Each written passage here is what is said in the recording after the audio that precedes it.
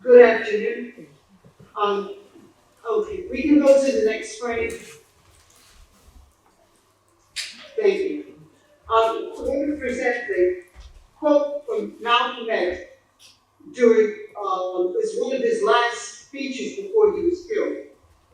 Many of us fool ourselves into thinking of Afro-Americans as those only who are here in the United States.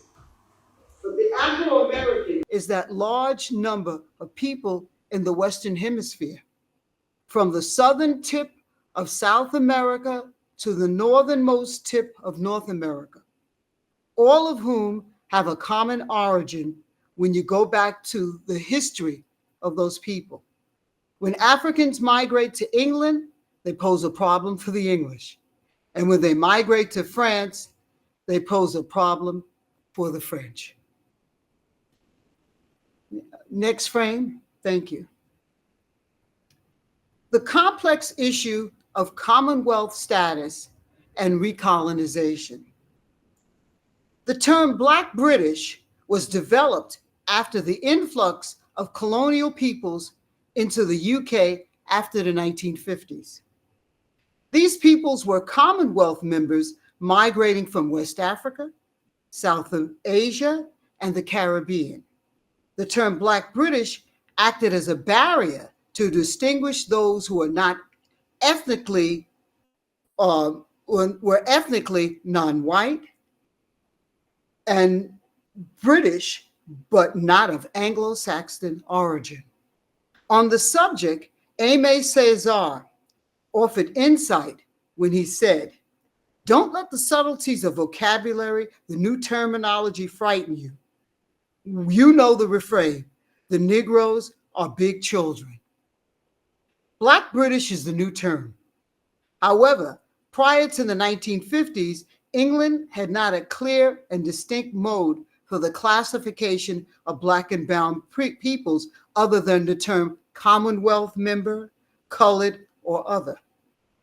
This sect of peoples, once colonized, self-imaged to be part of an elite secondary status unit within the sphere of the UK. Earlier, Blacks in Britain, such as the famed Equiano, born in Nigeria, enslaved, freed, and nationalized, were deemed as British citizens. Centuries before, the first African Roman emperor, Septimus Severus, set out for Britain in 208 AD. Severus was born in North Africa and professionally established himself in Rome, Italy. The Black emperor ruled in Britain for a lengthy period and eventually died in Britain. Later, we had Queen Sophia Charlotte, wife of King George III, and she became England's first Black queen. The queen was a princess of royal Black Portuguese origin. Perhaps over time, race is politically determined in the UK. Next frame, thank you. The Windrush era in England. Here is a picture of the ship that brought thousands of Commonwealth members to England. The Windrush era in England was an important period for Black peoples from 1945 to 1960. I'd like to also add this particular period in Black British history pretty much follows the same format that African Americans from the southern region migrated to the north. And this was called the Great Migration. We were brought, as I am an African American, my parents from the north for the same reasons that the British brought the Caribbeans. Ironically, a post-World War II revamped German cruise ship was sent to gather the migrants to bring them to England. Black peoples from former colonies within the Caribbean came willingly to England to escape unemployment and the poverty that England had actually created in their homes. The exchange from the plantations in the islands to another plantation stemmed from a need of England. It was post-war World War II, and there existed a need to build the British economy. One should recall that the Atlantic slave trade served to industrialize and build Europe centuries before. Once again, blacks were being traded for the benefit of Europe. Seducing as opposed to enslaving a new generation of Africans would be preferable for the English for several reasons. The poor conditions and poor salaries would be a constant upon their arrival in England. However, the new or old vocation was granted by the colonial powers to this new generation. The propaganda image of a rich, cultured, and liberal England romanced the islanders to leave their homes only to be recolonized. They were disillusioned and abandoned in the European void. In truth, slavery is slavery, voluntary or involuntary. The Windrush era was a picture of recolonization of blacks into a new plantation. The famed British writer Andrea Levy chronicled the pilgrimage of her Caribbean peoples in her novel Small Island. She writes in the voice of her character, Cecilia Langley, "I will be leaving Jamaica and I will be going to live in England. In England, I will have a big house with a bell at the front door. I will ring the bell when I am in England. That is what will happen to me when I am older."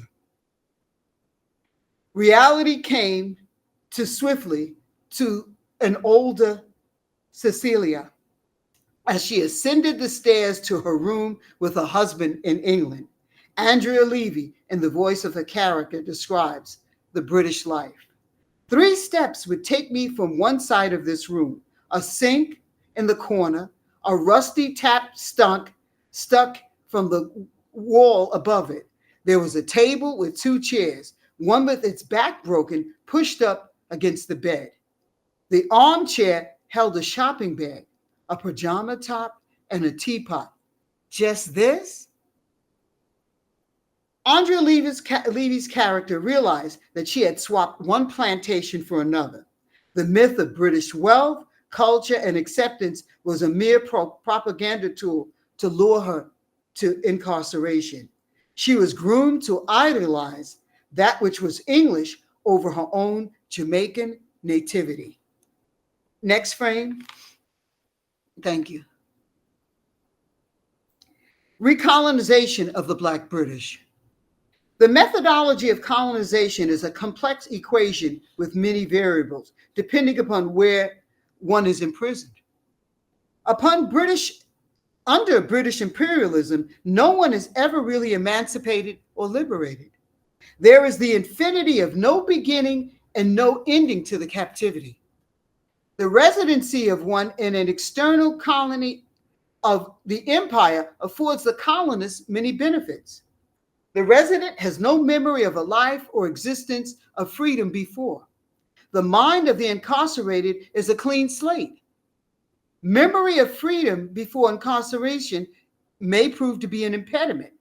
A text that appears to be fabled that attests to this importance is a book called The Willie Lynch Letter and the Making of a Slave. The letter is supposed to be written by the owner of slaves in the Caribbean in 1712. The owner allegedly says, "Accordingly, both a wild horse or a wild black is dangerous, even if captured, for they have a tendency to seek customary freedom. Hence, both the horse and the black must be broken, so there is no mental life to another.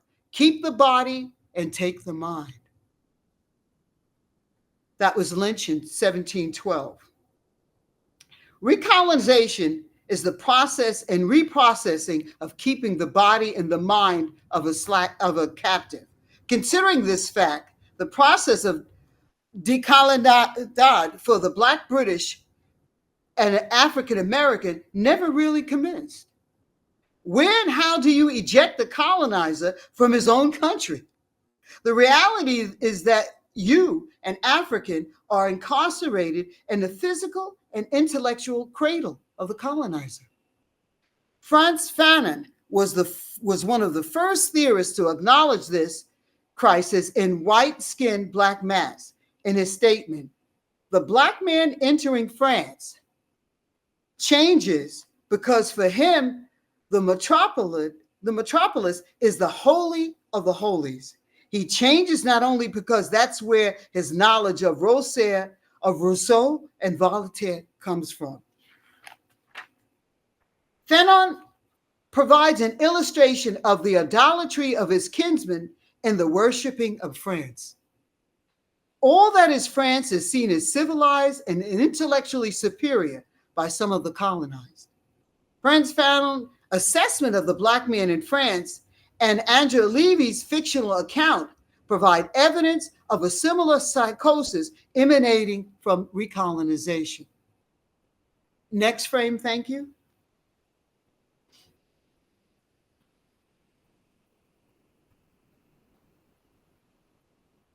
The next frame, please. Thank you. South America self-emancipated itself for the most part from Spain. There was no Commonwealth association to reinforce colonial activity. Notice that the term Commonwealth means the common wealth. It wasn't of the people that were colonized, it was the wealth of England. Equatorial Guinea emancipated itself from Spain without a Commonwealth association to reinforce colonial captivity. What separates decoloniality from decolonization for those indigenously colonized is the fact that those under British and American imperialism were never really emancipated or liberated. The Black British and the African American are a people anchored in the flux of perpetual colonialism. The Black British and the African American cannot refer to a homeland or a language other than the one imposed upon him or her. Decoloniality, by definition, seeks to explore and decode colonialism. Perhaps colonialism is because one thinks as a colonized entity. Remember Descartes, the French philosopher, I think, therefore I am. Expanding his concept, I think colonizer, I am colonizer. I think colonize, I am colonized. Thank you.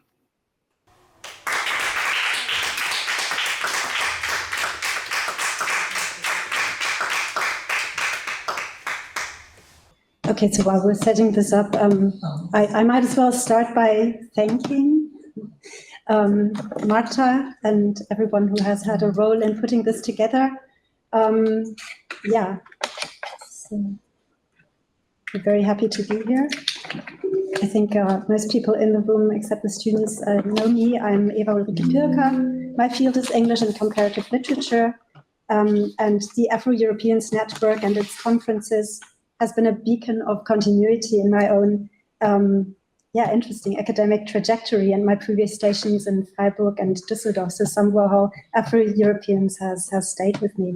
And with me here today, and actually the really main person tackling the beginning research, which we are going to speak about today, is Tola Ozitelu, and perfect timing. She is the coordinator of the larger project of which to which this research kind of is kind of associated. So this is part of a large research project which involves several researchers. It's called Meritocracy and Literature, and it's funded by the EU and hosted by Freie Universität Brussels. And in the project, the 6 researchers that we are look at how social narratives of achievement, of progress, and of social mobility relate to literary and artistic forms, how they kind of influence each other. And we do so in Anglophone context and across a period of 5 centuries, so from Walter Raleigh to Shakespeare to Nnedi Okorafor's African futurist imaginings of the 21st century. So yes, Tola's topic, Britain. So our topic today is Britain, the Black experiences, Black experience and the culture of care. And so Tola is really delving into this for her PhD topic. And this topic emerged after the funding had been received, but it is actually very centrally connected to questions of merit and valorization in a field that we find is characterized by a lot of silences. The idea for this came, as so often, I have to say, from literature. And here's an excerpt from a short story by novelist, short story writer, and poet Jackie Kay, who I'm sure a lot of you will be familiar with. The story is entitled Out of Hand.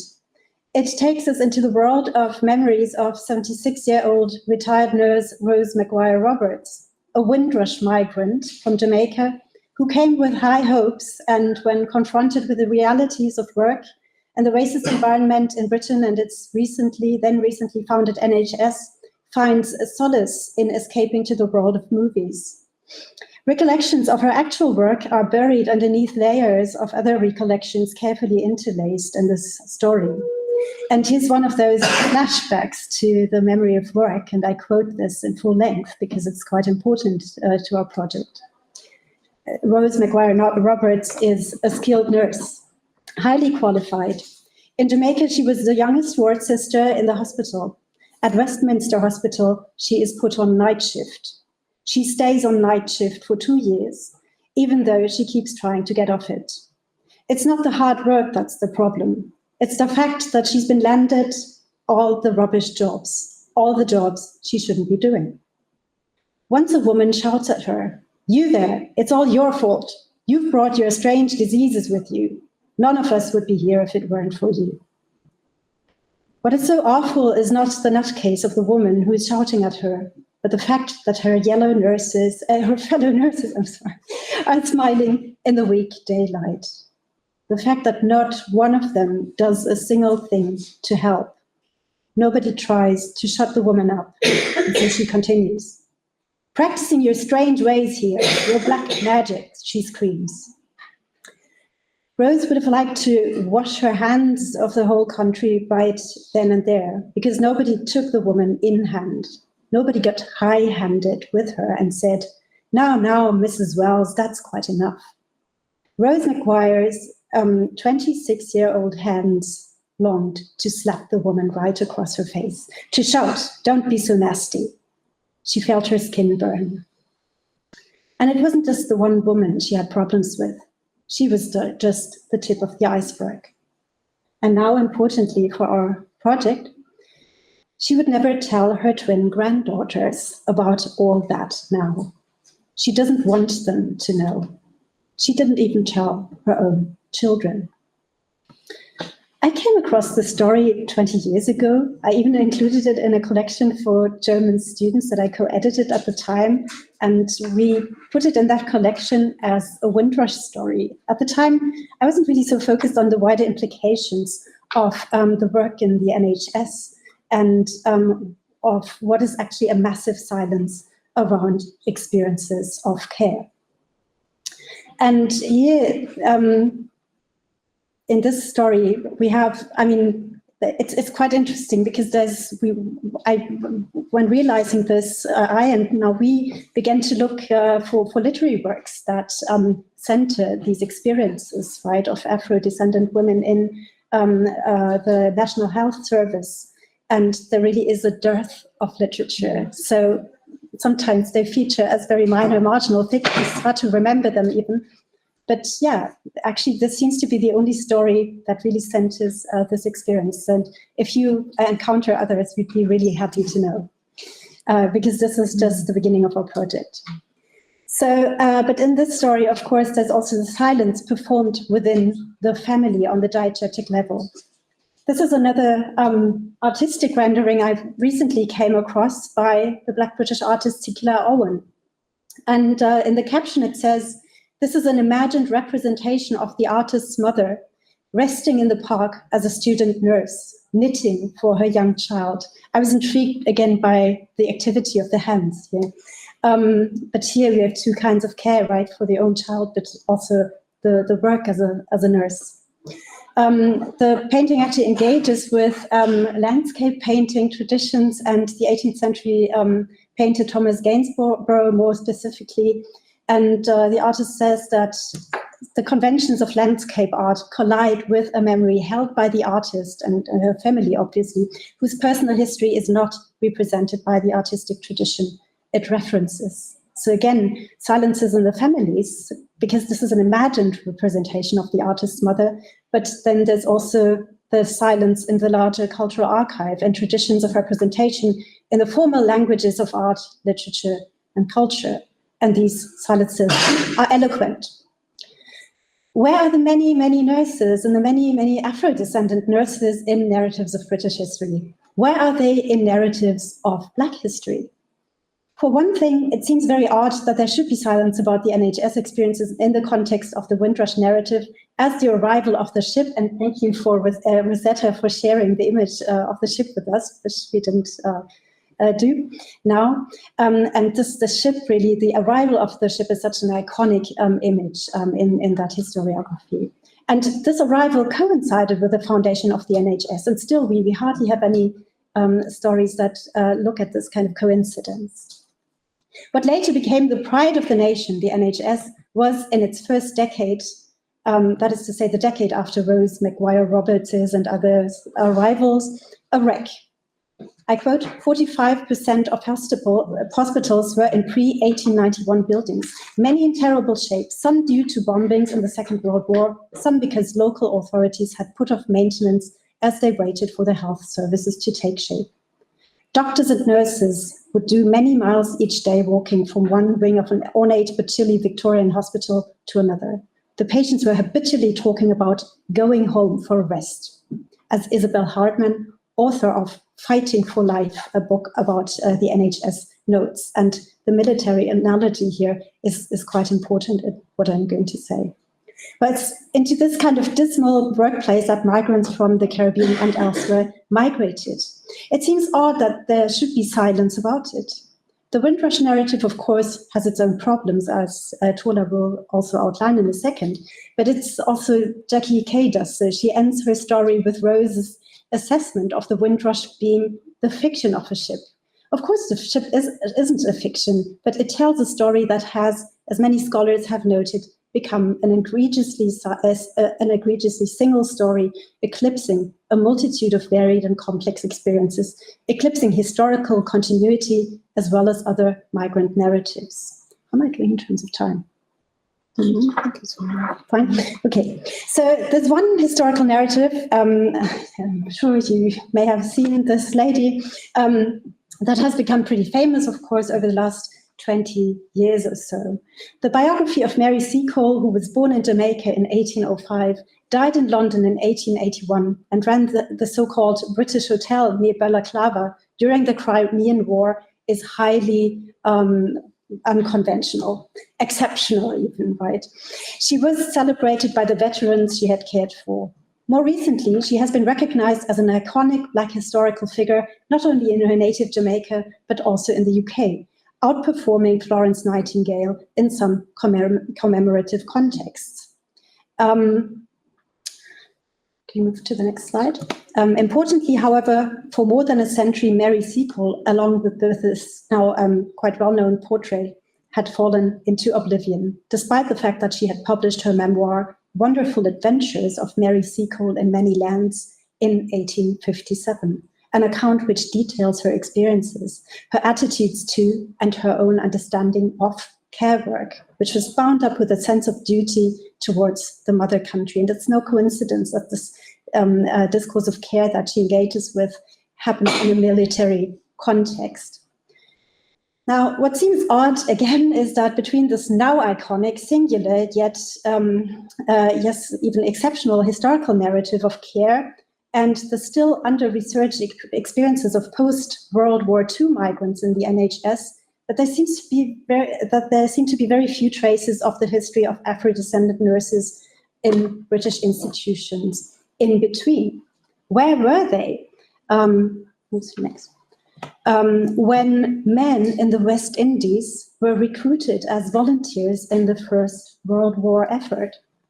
And when women in the UK, British suffragettes, as you see in the picture on the left side, organized a Right to Serve march in July 1915, hoping that this would be a boost to women's rights. Christine Hallett argues that the nursing took women into the zone of the armies and permitted them to exercise skills as well as care, courage as well as patience, and technical knowledge as well as sympathy and support. It became, as she argues, not only an obvious choice, but a must of the elite, or even those who wanted to be the elite, right? So it's a kind of a space of desire. There's a striking analogy between these notions and Seacole's self-conceptualization as a female doctress, which back in her day and in Jamaica, an important naval base, meant running a lodging house. Historian Helen Rappaport writes, most of the lodging house keepers were free women of color. A few were black, some white. By 1844, there were 88 female lodging house keepers in Jamaica. We know about them because they were often mentioned by the typically male travelers who frequented them. So this is something to think about, the kinds of archives we need to look for when we look for those stories, right? The lodging houses provided a valuable service to the army, offering convalescent care to the sick and recovering military personnel that could not be given by the army doctors. Many of the keepers recognized this gap in the market and became accomplished nurses and practitioners of alternative medicine, drawing on the doctorsing skills that had been developed by Black women on the plantations in the care of sick enslaved people, and they were able to provide a level of care far superior to what could be expected from the then designated hospitals. Seacole learned these skills from her mother and attended upon soldiers, officers, and their wives who came to their house from the nearby military stations and camps. Now, Seacole's mother developed a reputation for being an admirable doctress whose British military clients held her in very high repute. But again, puzzlingly, we don't know very much about this mother from Seacole's own account. She is in fact particularly silent about her mother and keeping things tastefully vague, as Rappaport writes, constructing a shield of respectability around her mother's history. In the early 19th century, the reputation of the good caregiver was paired with one of loose morals. Seacole, Rappaport writes, was very careful to distance her mother and herself from that association. And this is actually the same for the women who served in the forces of the Second World War. So in the 19th century and in the wars in the 20th century, nursing came with its own code of honor, a sense of duty and sacrifice, but these positive, quote-unquote, positive connotations had to be carefully guarded against other less positive connotations. I could go on here for a long time, but just wanted to share our most recent discovery in this needle in a haystack search, which shows a West Indian Women's Auxiliary Territorial Service unit in 1943. So there were West Indian women in those services. And this is hence pre-Windrush and also in the context of the Second World War. Now, where the hell are they? What do we know about them? Nothing really. There are 100 stories, right? And what about the women from other, maybe African contexts, which existed, as another portrait by George Pemba, South African artist, proves, right? So there's a lot of work to do, and I'm going to hand over to Tola. Thank you, Ulrike. Just turn on my mic.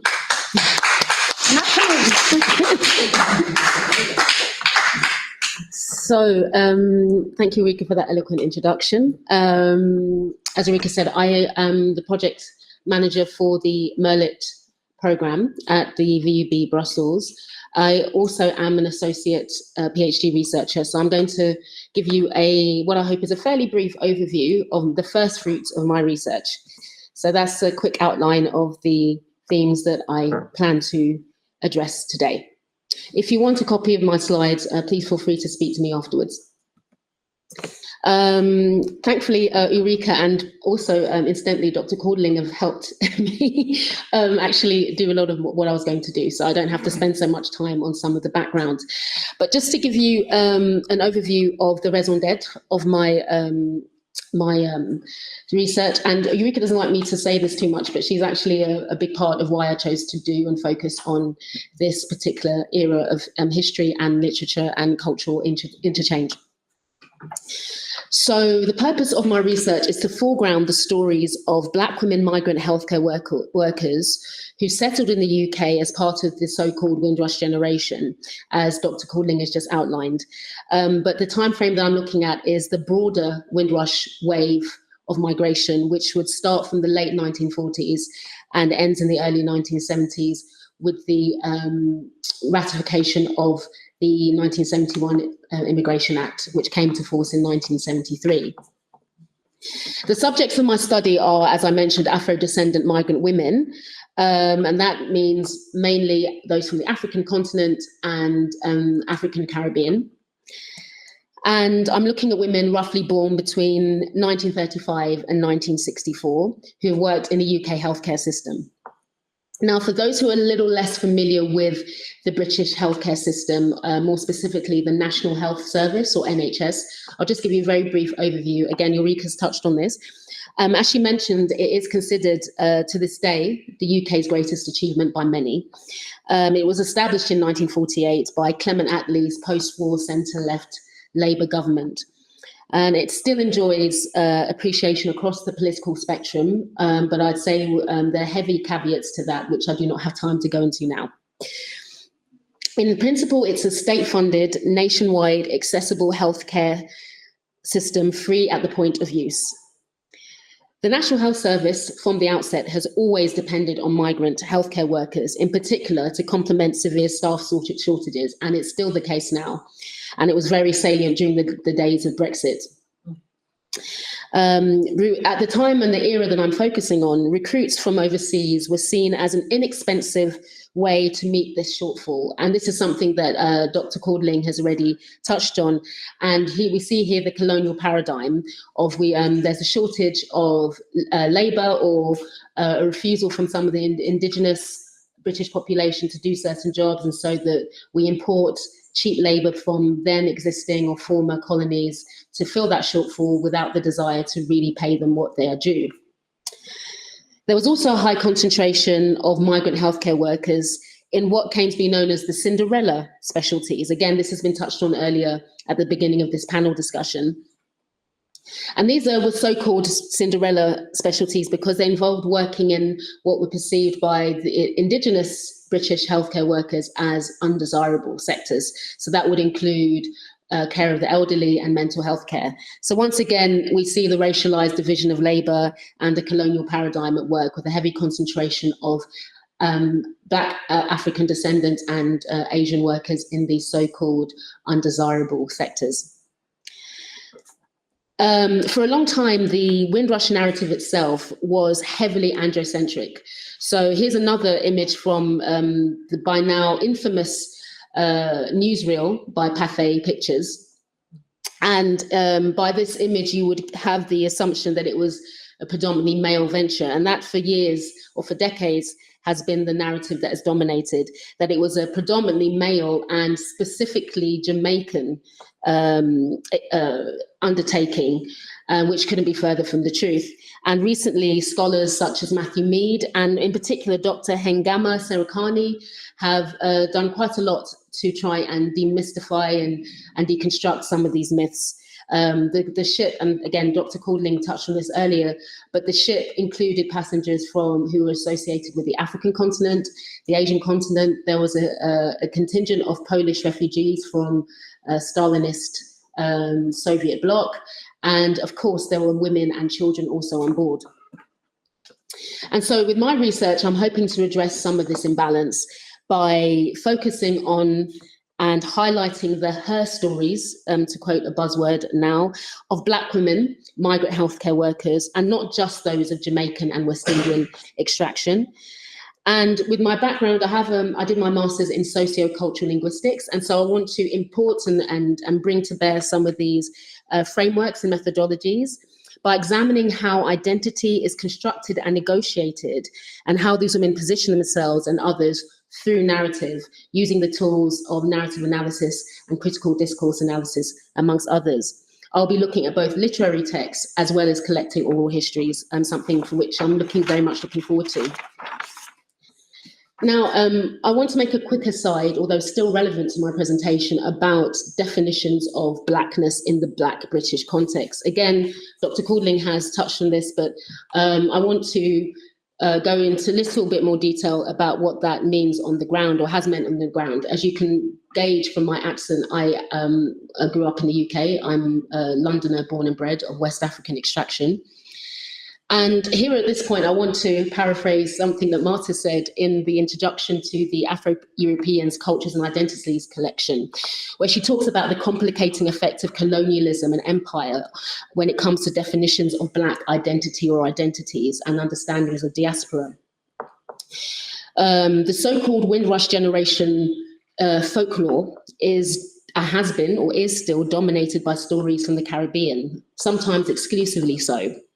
So for decades, Black Britain or being Black British was synonymous with being African Caribbean. And this was certainly the case for me when I was growing up as a child in the 80s and 90s. There was a type of hegemony that arose that eclipsed diverse African migration to the UK. And again, Dr. Codling has spoken about the millennia of African presence in the UK, but I'm just talking even about the post-war period in which we're discussing. So migrants from continental Africa, like my family, didn't only face discrimination from some white Britons, but also from some Caribbeans who, many of whom had been indoctrinated to believe they were culturally superior to their African cousins. And anecdotally, I can say that I observed children of African parents often adopted West Indian cultural markers, such as speaking patois, as a way, I believe, of blending into the acceptable mass. And that's not to say there wasn't some kind of cultural affinity, but I do think there was more to it than that. To give another kind of anecdotal example, there was a young lady, a girl that I attended nursery with, and many years later, by coincidence, we ended up going to the same secondary school or high school, and her mother was a friend of the family. And when this young lady, when we started going to secondary school, I noticed that in the intervening years, she'd adapted the pronunciation of her very indigenous Southeast Nigerian name to sound maybe more aligned to a Caribbean name or even more westernized. So that was something that stuck out in my mind. But I would say that in the last 10 to 15 years, we've seen a bit of a culture shift, a quite significant culture shift, with the rise of various British African musicians, sports persons, actors, and some of whom are featured here, as well as cultural phenomena like Afrobeats music and the Jollof Rice Wars. If you're not aware of what those are, the Rice Wars, I'm quite happy to discuss with you after my presentation. These have all helped to chip away at a certain kind of Caribbean hegemony. So I believe that a new generation of British African children will maybe feel more at ease with embracing their roots than many were during my time. That sounds a bit of a cliche, but so my early research has led me to the stories of many pioneer African women medics. Indeed, these women have been pioneers within the British health system long before the inception of the NHS. The likes of Princess Adinwele Ademola, pictured far left in monochrome there, Dr. Irene Igod, and she really was a princess, by the way, Dr. Irene Igodaro, Jabela Matilda Shanti, Princess Tasaihi Selassie, who was the daughter of Emperor Haile Selassie of Ethiopia, the anti-apartheid activist Blanche Laguma, the wife of the writer Alex Laguma, and the Somali trailblazer Edna Adan Ishmael are amongst some of those who contributed their talent to the British Health Service as nurses, midwives, and doctors. And I imagine many of you are as unfamiliar with these names as I was before I started doing this research, which is one of the reasons why this is so important. so far, as Ulrike has intimated, there's not a lot of, I have not come across a lot of fictional accounts. And so in terms of the literary spaces that I'm exploring, I would say that memoirs dominate. So for example, Blanche Laguma and Edna Ishmael have both produced memoirs in relatively recent years that I hope to make a focal point of my research, as well as that of the formidable Trinidadian former nurse, Alison Williams, MBE, and a pioneer of sickle cell awareness raising and campaigning, Dame Elizabeth Anyonwu, who is of a mixed Nigerian and Irish heritage. Incidentally, both of these women have received an honours from the British state for their services to healthcare. And so this opens up another fascinating facet of my research in regards to the honour system being inextricably linked to empire. It's even in the name, Member of the British Empire, MBE, OBE, Order of the British Empire. So for me, instinctively, I think there's surely a conflict of interest here, but I'm interested in exploring whether this is felt by those women who have these titles, and both these women I mentioned are still alive, thankfully, and just more generally looking at that interaction with establishment. It may very well be a way of complicating what Simon Gikandi called the complicity/resistant dialectic in his book, The Maps of Englishness. And in this particular chapter, he's talking about Mary Seacole and her contemporaries and women of that era who exercised their agency within the confines of gender restrictions and gender norms by both working within empire, but also at the margins of empire because of their gender, and also in Mary Seacole's case, her ethnicity. And so it was not just a binary of whether they're with or against the colony or colonialism or empire. And I'm interested in exploring how that translates in this more contemporary context. So this is a good segue for my next point. As Ulrike has outlined, the overarching theme of the project that she's supervising and which I'm the coordinator is meritocracy. Many of these African migrant women to whom I'm referring, who traveled to the UK to train and work in the healthcare service or elsewhere, particularly pre-Windrush, tended to come from more affluent backgrounds. So this speaks to another important line of inquiry for my research as an associate of the VUB's Merlit programme. Merlit is a portmanteau for meritocracy in literature. But what is the role of meritocracy? How does it manifest in literature and various narratives? Meritocracy, as we tend to understand it, is based supposedly on achievement and success through effort and ability and merit, as opposed to inherited privilege or being well connected and knowing the right people.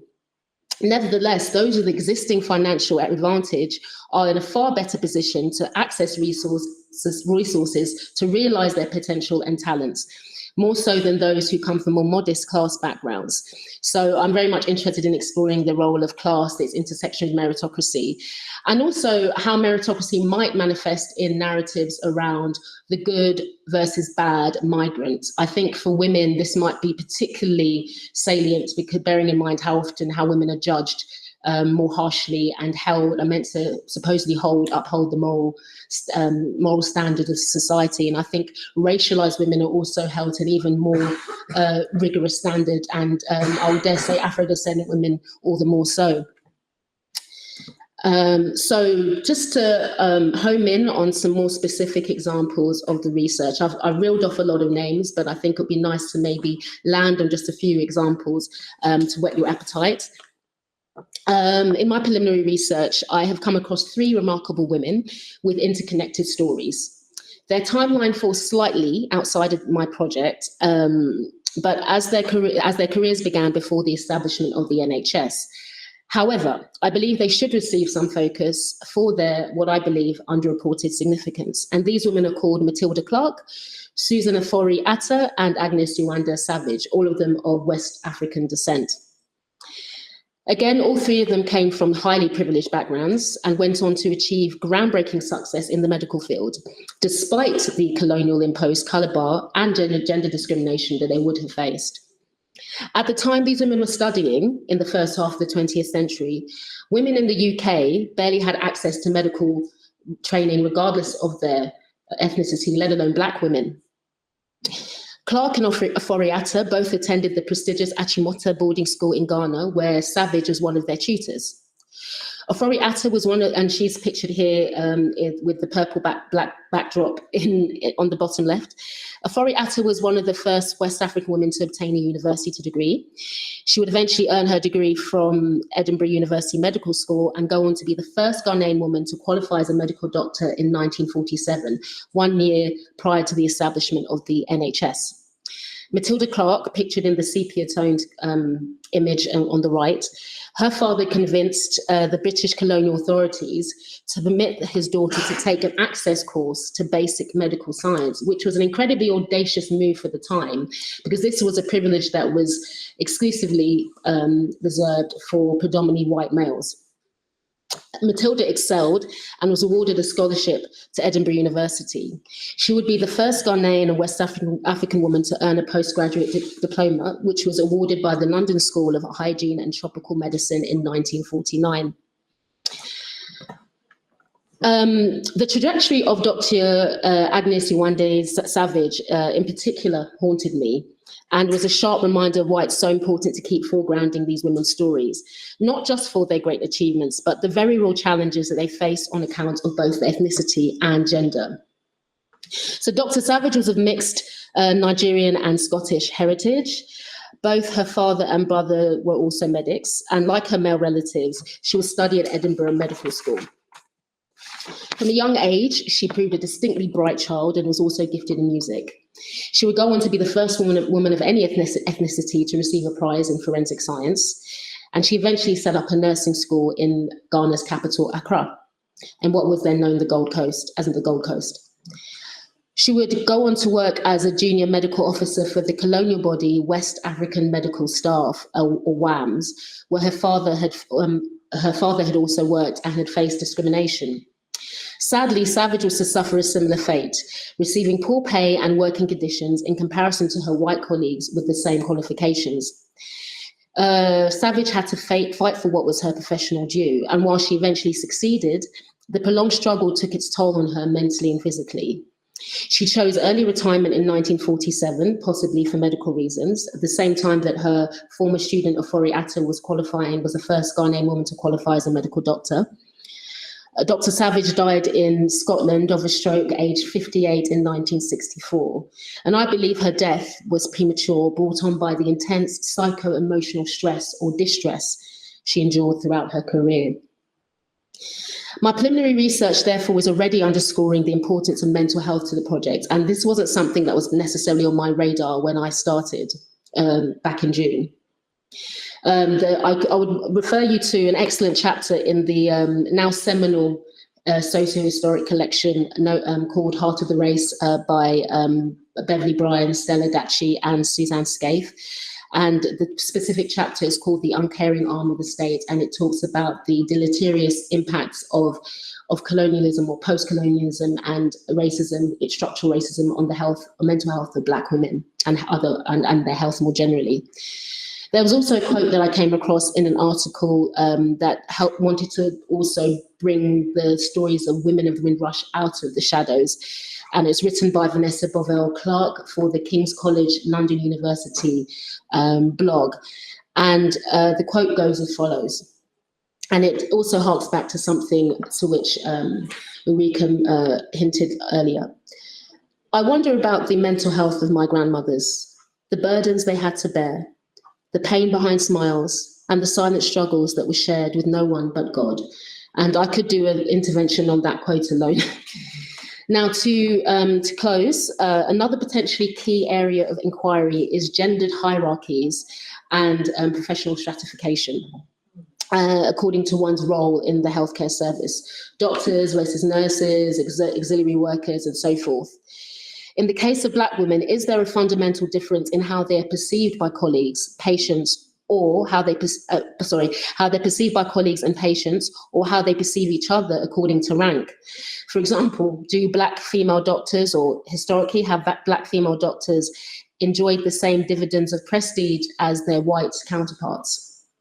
And so that brings me to the end of my presentation. I have a selected bibliography here. As I said, if you're interested in some of my sources, I'm happy to share my presentation with you. And if you'd like to stay in touch, these are my contact details. Thank you for your time and your patient listening.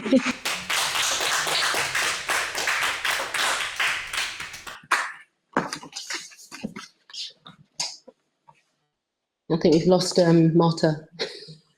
Can you go back a slide just so I can get your contact? Oh, sure. Amazing to see. There's also, you'd have noticed there's a QR code for more information about, to take you directly to the Merlit website where there's more detailed biographies and information about the project.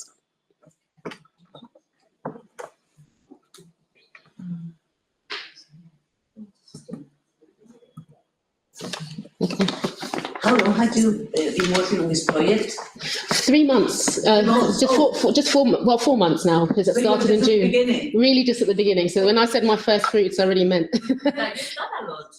I mean, Thank you. Just thinking all this information just in 3-4 months. That's a lot. Yeah, I think it's a bit of, I think I said to Ulrike that some of these might end up being a postdoc because, you know, it's so tempting. There's so many different tangents I could take. And so, for instance, the 3 pioneer women that I mentioned, I'll probably do a chapter, but I won't really go into their stories so much because, as I said, the timeline falls outside of the one that I'm focused on. But I see them so much as these, you know, I know it's a cliche to talk about trailblazers, but I was quite frustrated that, you know, similar to what Ulrike said about Mary Seacole, that why don't I know about these women? They're incredible. I mean, their achievements for even for now, but for the time in which they live. So, and incidentally, if all goes to schedule, I'll be finishing my project in the 80th commemorative year of the Windrush and the NHS. So I'm hoping that I can, you know, use this as a platform to push some of these stories more into, you know, because there'll be a lot of, you know, I know from people who are more active and, you know, who are content creators for Black history. And at the moment it's Black History Month in the UK. And there just tends to be naturally a sort of boost in people's interest during these particular commemorative months or years. And so, you know, anything to get these stories out. So thank you. We forgot to mention that Tola is also a prolific writer for the Afroeuropeans blog posts. So many of the content sections are by her. Yes. I do have a great team with me, yeah. But yeah, I'm currently the editor-in-chief as of last year, but I wasn't one of the founding members. As Dr. Lisa Joy said a few days ago, it was at Johnny Pitts, and he's still an active member of the team, but he's more involved in kind of the sort of spin-off projects, let's say, from the website. And just thinking, have you considered, I don't know, getting in touch with women who were working at the time, sort of interviewing them? Or so that's going to be part of the data collection that I mentioned. Because of time, I couldn't really go into as much detail, but there's going to be sort of 2 main lines of inquiry. There's the literary side. So Ulrike and I were thinking about this, you know, I'm already at the stage where I'm wondering whether just to focus on memoir, because, you know, it is very different from fiction, although there's an element of fiction to memoir as well. And so that could be worth exploring because it's so dominant. There's so many autobiographies. Well, I say so many, but autobiographies seem to be more common in that space. And thankfully, some of these women are still alive. So my hope is to, you know, letters. Well, yes. The thing is, this month, at the end of this month, I'm going to the UK and hoping to go to some archives. There are quite a few archives that in the UK context, up and down the country, and Scotland as well. So I'm hoping to maybe find some of those. But yes, and as well as if we can find some more fiction, but that would be great. But definitely oral histories, and it's going to be a substantial part of the collection. And there are thankfully lots of different associations for Afro-descendant medics and healthcare workers that I can approach, as well as people who are within my own network. So if anything, it's going to be, I'm worried about having maybe too many sources, but yeah, you know, it'll be great. Yeah. Wonderful project. Yes, it really is. Thank you. Yeah, thank you. Excellent panel. Thank you both of you for your presentations. I'm so excited about this. Yes, I've got the QR code. I have a question about Sorry, I have a question. Fabulous, excellent. I just want to repeat that so it's on the right. Wonderful, thank you. Yes. The Windrush context, when you're talking about meritocracy and class and that intersection, I wondered what, if you know at all, if any individuals in the healthcare or healthcare adjacent professions, if you want to think about it in that way, were impacted or experienced the impact of those deportations and that debacle a few years ago. So it's interesting because I'm hoping this might, I'm hoping because it's not something you want to have happen to people, but if it does manifest, I'm thinking it might come out in the oral histories. It's a good point about the class because I imagine that they will, because a lot of those people didn't travel for whatever reason. And I'm imagining that the demographic I'm looking at might be more kind of worldly in that sense. So it might not have affected them, but I'll be intrigued to find out if that's the case, or maybe their relatives were affected by it. But so far, I haven't come across that in my research as such. But that's also because I haven't done the kind of individual oral history collection. So, yeah. Okay, so now we have, Is Dr. Codling still on the Yes. line? Because I feel that she's been a bit neglected, and there's a nice kind of it was quite a smooth correlation between Yes, our. totally. Yes. Yeah. I was really grateful for the mention of Andrea Levy's work. And actually, it just me that in Small Island there's an involuntary nurse, so the protagonist becomes a midwife, and she hasn't got training in that. So she's thrust into this role, yeah, so- towards the end of the novel when she's helping to deliver the baby. That's true. And also, Dr. Codling did the backstory for the Windrush, which saved me time as well, because I was wondering if I'd need to do a bit of an explainer, so that really helped. Is Dr. Codling, you still there? Yes, I am. Thank you. okay, so now we have, I guess, some 15 minutes of rest, and we'll come back, hopefully, to listen to Dr. Perez Marcilla and Dr. Bianpica. Oh, great. Okay, thank you very much.